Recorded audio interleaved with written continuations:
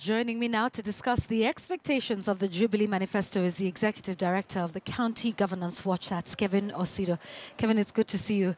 So, much has been said. Where is the proper point to begin the conversation on the Jubilee manifesto?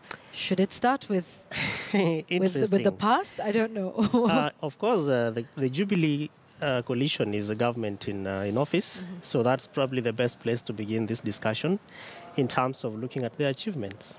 And I am very sure that His Excellency the President and his team will be telling us that they've been able to have the economy grow at, say, about a percentage of 5.5 or 5.7, which in my view is more or less like a failure, because when they took over the reins of government, our economy was at about 6.4, coming from 7.9, where the then coalition government left it.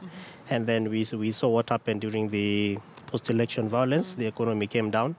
And when they inherited the government, it was at 6.4. And then now it could be about 5.5, 5.4, even lower, depending on what our statisticians will be able to give to us. We also hope to see issues to do with the infrastructure because of the standard gauge railway, which again, in my view, is all the narratives that of course, are going on regarding this project. I think the government has been able to do a lot insofar as the infrastructure is concerned, given that the SGR is now opening up certain small towns along the pathway. Yeah, and phase of course, 2 that is set to go to the border with Uganda. Exactly. Can I ask you about devolution, because that is precisely what you focus on, and I see you shaking your head. It was the first time that we were implementing devolution under the Jubilee administration. What are your thoughts on how that has happened so far?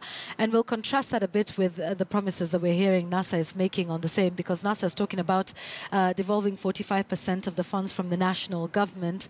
And they have been saying over the last 4.5 years that they are the true sort of fathers and mothers of devolution. Yeah. What's been your assessment of devolution over the last 4.5 years under Jubilee?